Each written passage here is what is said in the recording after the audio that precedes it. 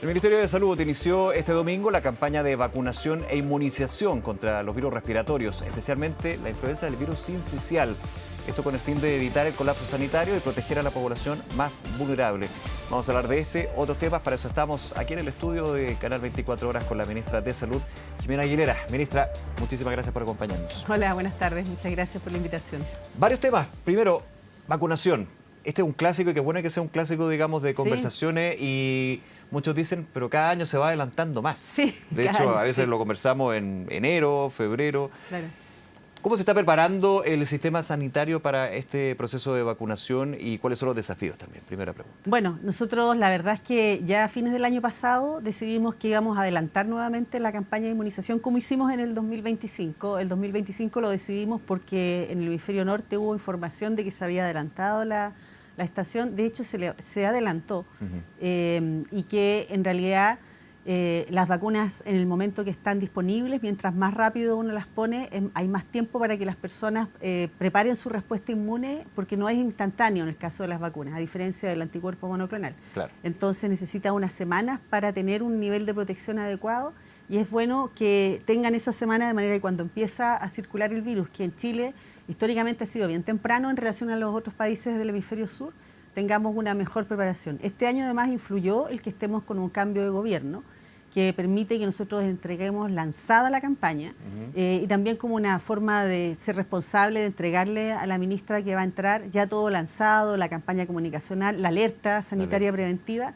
para que ella se haga cargo ya con la campaña andando y no esperar que empiecen a organizarlo, sí, claro, a gestionar en marzo. Interesante ese punto, también considerando que el sistema de inmunización en Chile, como toda política de Estado y buena política de Estado, trasciende los gobiernos, claro, y se mantiene. Usted ha tenido bilaterales también con la futura ministra Chomalí, donde me imagino que no deben haber grandes cambios. De hecho, hay un manual ahí que uno, claro, sigue. Sí, y de hecho este tema lo vio el presidente con el presidente entrante en la primera reunión. ¿Conversaron de vacunación también? Sí, se conversó de vacunación, es un tema bien relevante en Chile. Para nosotros es muy importante porque la comunidad en realidad en Chile es muy abierta a las vacunas, a los avances de la ciencia. Lo hemos visto en realidad cuando lo que más influye en que la gente quiera vacunarse o no tiene que ver con la percepción de riesgo. Este año está el tema de que está circulando una variante que es un poco más agresiva para los adultos mayores, que es la H3N2 con una familia nueva que es el clado K. El subclado K. Entonces eso también hay que comunicarlo, que para las personas mayores puede ser más agresivo, que cuando hay estos pequeños cambios del virus se produce una estación más alta, se produce un brote epidémico más alto en la estación. Cuando hay un gran cambio se produce una pandemia, pero un pequeño cambio se produce lo vivimos. Sí, una estación, más de una, porque de hecho en el 2009 también tuvimos una No, H1N1. totalmente, lo que pasa es que la otra es más reciente y cómo olvidarlo, digamos. Sí, pero, claro, entonces bueno, eso también es importante. También estamos realzando el que la influenza como causa directa no provoca tantas muertes, pero como causa asociada a neumonía, que es como se analiza en realidad la mortalidad a nivel internacional, se une influenza y neumonía, es una de las 5 primeras causas de muerte en Chile. Y eso la gente como que no lo considera. Nosotros estamos ofreciendo la vacuna de influenza para los grupos de riesgo, es gratuita, universal, es una herramienta de la equidad. Pero también estamos recordando a los adultos mayores de 65 años que tienen disponible en forma gratuita la vacuna de neumococo, que es una vez en la vida, de manera que también se protejan. Más el anticuerpo monoclonal para los recién nacidos que se pone en la maternidad y tenemos que pedirle a los que nacieron entre octubre y ahora, porque el anticuerpo tiene una cierta duración. Nirsevimab. Que ha funcionado muy bien. Excelente, ¿no? Claro, ha habido 2 editoriales en Lancet Américas, Lancet Infectious Diseases, sí. Claro, que una decía las lecciones de salud pública del hemisferio sur. Yo estoy, la verdad, muy orgullosa de eso, porque nosotros implementamos y fue muy exitoso en los hechos, digamos, en la baja de la mortalidad infantil, claro, por y hospitalización. Y hospitalización. Entonces, eso es lo importante, que con las vacunas y estos anticuerpos, en realidad se tiene una solidaridad. Por eso yo he hablado de la solidaridad con el sistema de salud, porque son hospitalizaciones que se evitan, camas que quedan disponibles para otras necesidades, muertes que se evitan, la carga a la familia. Y bueno, y por eso hemos tratado de ir implementando, el año pasado también lo hicimos, las campañas, las vacunas que son de campaña, como influenza, como el anticuerpo monoclonal, junto con la vacunación de COVID, que también es importante que los grupos de riesgo la tengan. Que la de COVID se puede inocular al mismo tiempo Al mismo que tiempo, la de influenza. sí, a mí me pusieron las dos. Que eso es bien práctico. En algún minuto, claro, se estaba en los estudios, pero finalmente se descartó que hubiera algún tipo de problema, más allá de los efectos que puede tener una vacunación, digamos. Claro, fiebre, el brazo, o el claro, brazo, que molesta un poco. que claro. es lo normal, digamos. Sí. Ministra, ¿quiénes deben vacunarse? ¿Quiénes son los grupos de riesgo? Y le hago la pregunta también ahí. ¿Por qué vacunarme si yo, grupo de riesgo, me vacuné el año pasado?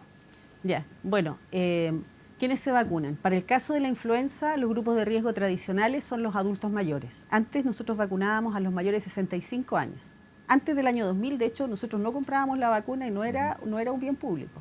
Eso se decretó a partir del año 2000. Sí. Pero actualmente se vacunan las personas mayores de 60 años porque son las que tienen más riesgo de mortalidad, los niños entre 6 meses y 12 años de edad, las embarazadas que también tienen un cuadro clínico más grave con influenza y pueden tener complicaciones, el personal de salud porque está más expuesto y necesitamos que esté funcionando todo el tiempo, así como los servidores públicos, y también las personas que tienen enfermedades crónicas que les puede producir un deterioro en la inmunidad o enfermedades infecciosas, o sea, enfermedades crónicas respiratorias que pueden tener un curso más grave. Ya, si eso es para influenza. Eso es para influenza, perdón. Sí. Sigo más después. En el caso del COVID-19 son las personas mayores de 65 años, son las que se incorporaron dentro de los grupos a vacunar. En el caso también estamos la del neumococo, que son los mayores de 65. También estamos recordando el reforzar lo que es la vacuna de coqueluche o tos convulsiva, que esa es una enfermedad producida por una bacteria y que produce cuadros graves en menores de un año. Aquí se vacuna a la embarazada, eso se llama vacunación en capullo, a partir de las 28 semanas. ¿Qué es lo que ha pasado con la tos convulsiva? Que la gente piensa que es algo del pasado. La verdad es que en los últimos 2 años hemos tenido un rebrote de la tos convulsiva, ha habido alertas sanitarias a nivel de las Américas y nosotros también el año pasado tratamos de reforzar esa protección y el anticuerpo monoclonal que es para los recién nacidos. Que son enfermedades de virus que no están eliminados, digamos. El coqueluche uno recuerda, no sé, por historias que le contaban los abuelos en mi caso. Sí, no, y esto en el fondo permite volver a hablar de las vacunas, que la gente esté pendiente. Tenemos la situación de sarampión también que está ahí compleja, así que la gente... Es bueno que estén pendientes de que efectivamente tenemos uno de los programas de vacunación más fuertes de la región y que están disponibles esas vacunas para protegerse y ahora especialmente preparándonos para el invierno. Ahora, ¿y por qué si la persona se vacunó? Ejemplo, influenza, contra influenza el año pasado dice, bueno, pero ya yo estoy vacunado, Hay 2 razones. Uno es que el virus de influenza cuando se replica, tiene como un defecto cuando copia una base y empieza a hacer la copia, cuando se reproduce en el fondo, y no tiene una proteína que corrige el error, le falta el corrector. Entonces es muy habitual que se produzcan nuevas variaciones del virus. Y esas variaciones, como explicaba, si son pequeñas, produce un aumento estacional. Por lo tanto, la vacuna tiene que ir adaptándose al virus que está circulando. ¿La vacuna todos los años es distinta? Todos los años es distinta, se hace una reunión. De hecho, la semana pasada fue la reunión del hemisferio norte en Ginebra, donde se reúnen los distintos grupos que se dedican en la Red Mundial de Vigilancia de Influenza. Todos los laboratorios, los países que participan en la red, que es todo el mundo, prácticamente mandan muestras hacia sus laboratorios de referencia y se hace una reunión de expertos donde se define la fórmula. Entonces la vacuna puede variar porque el virus que está circulando y se hace una formulación para el hemisferio norte y otra para el hemisferio sur. A veces coinciden y a veces no. Entonces esa es una razón. Y la otra razón es que la vacuna de influenza es una vacuna que protege contra el cuadro grave, protege para reducir las muertes, las hospitalizaciones, pero no produce una respuesta inmune que permanezca mucho tiempo. La inmunidad tiene una fecha tiene una de duración. vencimiento, Claro, digamos, entonces hay que recordar esa inmunidad y volver a vacunarse. Por eso la recomendación sanitaria es vacunarse todos los años. Lo que hacen los estados es focalizar los recursos en aquellos que pueden tener el cuadro más grave. ¿Cuál es la expectativa? Siempre hablamos del porcentaje, ¿no? En términos de personas vacunadas para lo que va a ser esta campaña. Bueno, siempre uno esperaría el 100%, evidentemente. Claro. Nosotros esperamos llegar al 80% de los grupos de riesgo. Esperamos que este año las personas mayores tomen en cuenta todo lo que le hemos dicho del tema de la neumonía y se vacunen, ojalá, llegando a esa proporción en forma más rápida. Son más de 8 millones de vacunas. Nosotros somos uno de los países que invierte mucho en vacunas de influenza.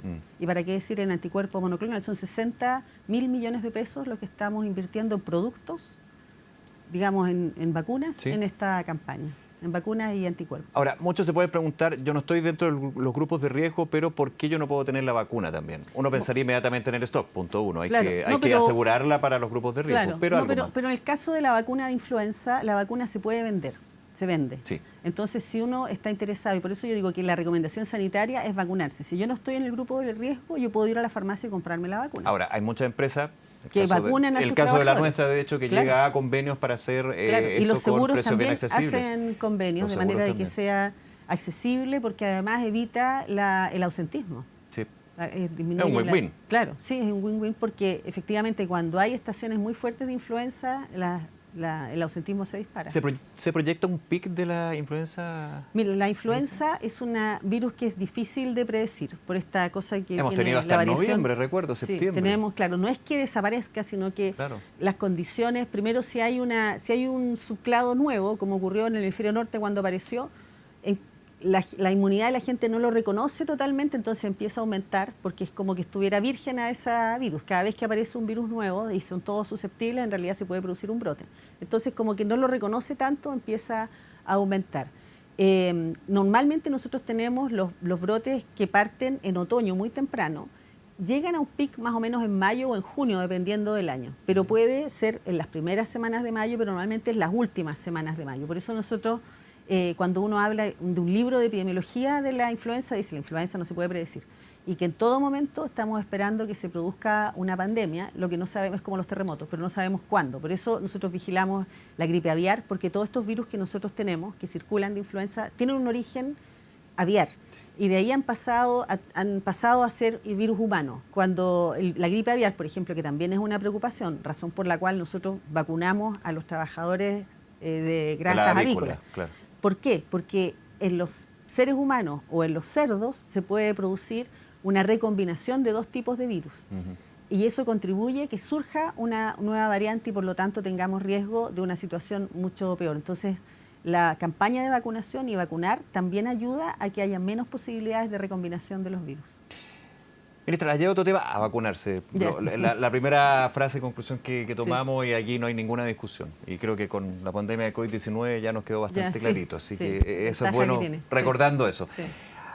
Esta nueva norma con la que se busca regular la venta de comida en las calles, ¿de qué se trata? ¿Cuál es la innovación? ¿Cuáles son las claves, digamos, a lo que existe hoy en términos de el llamado que se ha hecho siempre en la calle, más que preferir, ir a lo que son los lugares, los food truck o los establecimientos que uno ve a primera vista de que son formales, o sea, de que cumplen con las condiciones? Primero nosotros como autoridad sanitaria, que somos los que ejercemos, ¿quién es la autoridad sanitaria? El que ejerce el Código Sanitario. Sí. Eso es el Ministerio de Salud, las Secretarías Regionales Ministeriales y el Instituto de Salud Pública. Estas tres entidades son lo que se llama la autoridad sanitaria.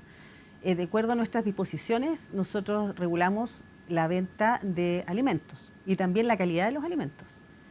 De hecho, hoy día fui a dar una primera piedra del laboratorio ambiental de la región metropolitana de la Seremi, que es donde efectivamente se toman muestras y se verifica la calidad de los alimentos en la región metropolitana, del agua, y también se autorizan los suplementos alimenticios. Eso lo hace la Seremi y tiene un laboratorio, y ahora se está construyendo un nuevo laboratorio con el Ministerio de Obras Públicas, está de ejecutor, y fuimos a poner la primera piedra, que es un trabajo de proteger la salud que a veces es bien invisible. El alimento en la vía, digamos en las calles, muchas veces, la mayor parte de las veces no está autorizado, y no es higiénico consumirlo. E insisto, se nota a la vista, sí, o sea, tampoco hay por ejemplo, ir a comprar un ceviche. Tampoco hay que ser un fiscalizador. Claro, un ceviche en un lugar donde no hay hielo es un riesgo sanitario tremendo. O sea, comer pescado crudo en lugares donde no hay una cadena de frío. Hay que decir ahora, verano, claro, bueno, en hoy verano, día no, pero claro 30, que a veces uno ve 32 las caletas, etcétera. Sí. Tiene que haber bloques de hielo, todo eso es parte de la inspección sanitaria. La diferencia es que la caleta es fresco. Claro, cuando está, pero si hay un montón de frascos, evidente, digamos, claro, y están en un negocio al lado, o aquí mismo que uno ve de repente que como que venden jugos, que está una persona con guantes, que está con el mismo guante todo el rato sacando jugo. No es la condición sanitaria más adecuada y eso es parte del trabajo de la Seremía. Es difícil de controlar porque muchas veces hay un riesgo para los inspectores, entonces tienen que coordinar con la fuerza pública cuando hacen esta Los fiscalización. municipios también coordinan muchísimo. Sí, también ellos coordinan.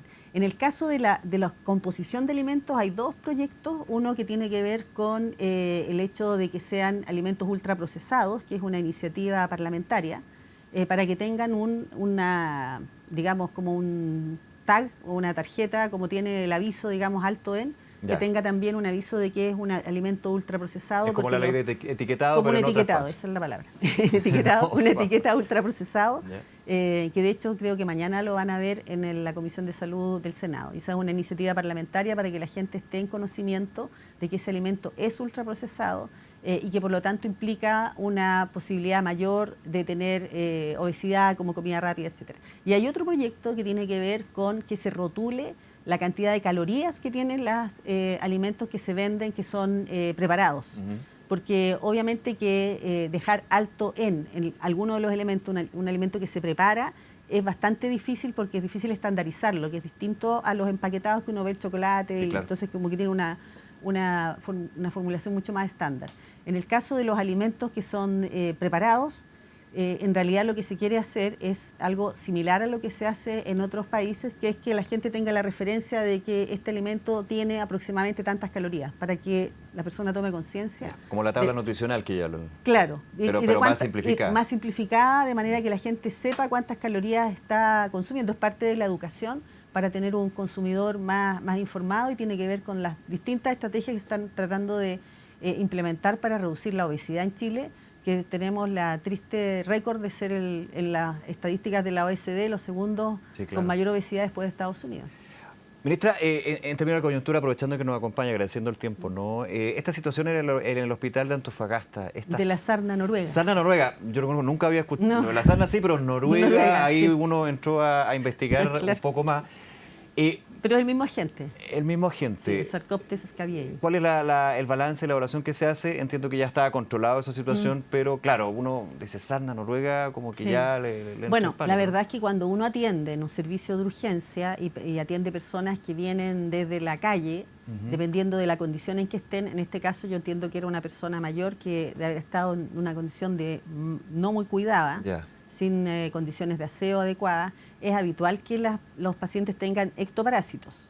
De hecho, en la antigüedad, cuando yo hice turnos en urgencia, les decían príncipes a algunos pacientes que traían, que venían con piojos o efectivamente con pediculosis o con sarna, porque les ponían un turbante y les hacían un tratamiento. Ok, claro. O sea, en el fondo eso no es raro, es más, no es cada raro, vez... Pero ahora es poco habitual. Es menos habitual porque las condiciones de saneamiento que tiene la población son mucho mejores. Claro. Mucho mejor, han ido mejorando en forma bien destacada. Entonces, esos hechos ocurren con menos frecuencia. Entonces, depende de la condición de higiene en la que haya estado esta persona. Ahora, a mí lo que me llamó la atención es que se contagiaron hartos funcionarios. Fueron más de 20. 19 vi yo en una minuta, que era la paciente y los otros eran... ¿Hay preocupación ahí de que no se cumplieron, por ejemplo, los protocolos? Claro, eso lo está viendo, hay un grupo especial que se dedica a las infecciones asociadas a la atención de salud, que son los brotes que se producen adentro de los hospitales o de los establecimientos, que están revisando qué fue lo que pudo Entiendo que pasar. está súper contagioso, o sea, si la persona que tiene este tipo de sarna toca esta mesa y después yo toco la mesa, puedo contagiarme. Claro, no pero en los servicios de salud hay una serie de medidas de higiene. Guantes de partida. Guantes, aseo de superficie, por eso hay que revisarlo, efectivamente. Claro, si es muy contagioso, por ejemplo, si es una enfermedad de contagio aéreo, como el sarampión, que la persona entra y todos los que están ahí que no han tenido sarampión va a contagiar a muchas personas. Pero ahí al mismo distinto tiempo. Porque pero aquí es menos controlable. Aquí se requiere el contacto. Sí. Sí. Entonces, o sea, aquí habría que también hacer una investigación o por lo menos un sumario. Claro, bueno, eso están viendo, eso lo está viendo el servicio de salud, qué medidas se toman en el hospital para ver exactamente cuáles fueron los factores que incidieron en que hubiera varios funcionarios. Si todos tomaron contacto con la paciente al mismo tiempo, saber cuál fue la cadena de contagio. Ese es un trabajo de epidemiología, pero ciertamente que ya se tomaron las primeras medidas, el hecho de, tratar a la paciente, el tratamiento es simple, no es un tratamiento complejo, y los funcionarios enviarlos a sus casas, ellos también tienen que tomar tratamiento, y también hay algunas medidas ambientales que se hacen cuando hay sarna que tiene que ver con el aseo de las sábanas, planchado con caliente, para eliminar huevos, etcétera. Distintos tipos de medidas que son de higiene que tienen que aplicar. Perfecto. Lo último, ministra, aprovechando que nos acompaña, probablemente la última entrevista como ministra de Salud. ¿Qué le deja como balance? Yo sé que el último tiempo es más o menos larga la respuesta, pero por sobre todo, ¿qué espera usted también de la nueva administración en términos de salud? Y se lo pregunto porque una de las carteras más delicadas, por razones obvias, es justamente el Ministerio de Salud. Abarca todo, o sea, antes de la pandemia, salud también.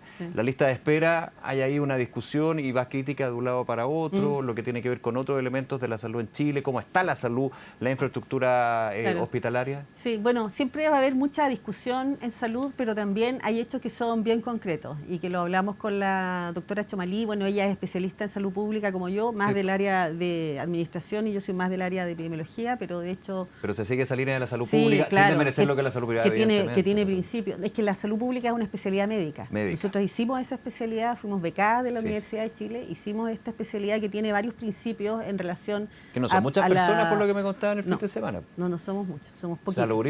Salubristas, ¿para qué decir? Médicos salubristas no somos muchos, porque no es una especialidad que reditúe muchos recursos, porque uno normalmente trabaja como en la salud pública, en ministerios. Entonces, claro, la clínica, para los médicos que estudian medicina, como que siempre es atractiva la clínica. Pero si uno quiere transformar la realidad, estudia salud pública. Porque nosotros transformamos la realidad, transformamos el invierno en pediatría. Esa es la potencia. Entonces en salud pública nosotros tenemos varios principios de trabajo que yo espero que sigan funcionando, como tratar de avanzar más en equidad, más en cobertura universal. El tema de tener más oportunidad de atención es parte del trabajo que nosotros hemos hecho, y como digo, que hay hechos bien concretos. Nosotros entregamos el sector siendo el número 1 en índice de desarrollo humano de la región de Latinoamérica y el Caribe. Somos el país que tiene la mejor expectativa de vida después de Canadá, que son hechos concretos y reales. Hemos sido felicitados por la implementación del anticuerpo monoclonal. A la ministra le consta, porque trabajaba con nosotros la ministra Infante, de que en tiempos de espera tenemos los menores tiempos que se han observado desde el 2016 a la fecha, que no es suficiente para lograr toda la oportunidad que quisiéramos, por supuesto, que va a haber que seguir trabajando en eso. Y también otra cosa muy importante es que Chile hace 20 años que implementó una garantía de oportunidad para las enfermedades prioritarias. Y cuando se habla de lista de espera no se menciona eso, que el GES tiene garantías de oportunidad para los 90 problemas de salud que nosotros hemos definido prioritarios. Y esas garantías de oportunidad son bien estrictas. Y que en más de 5 millones de garantías que se abrieron en el año pasado, el 98% de ellas se cumplen los plazos. Tenemos tendencias de mortalidad por cáncer, que yo sé que preocupa mucho, a mí también me preocupa, que van aumentando por el envejecimiento, pero si uno las analiza, y puede verlo en Our Rolling Data, ni siquiera verlo en los datos del Ministerio, ver las tendencias ajustadas por edad, y Chile tiene una tendencia que va hacia la baja porque se ha trabajado mucho en políticas públicas. Ministra, me tengo que ir al Palacio de la Moneda, pero agradecerle por la respuesta era larga. No, yo sé, pues ahí yo me tiré a la piscina. Muchísimas gracias nuevamente. Muchas gracias. Que esté muy bien, gracias.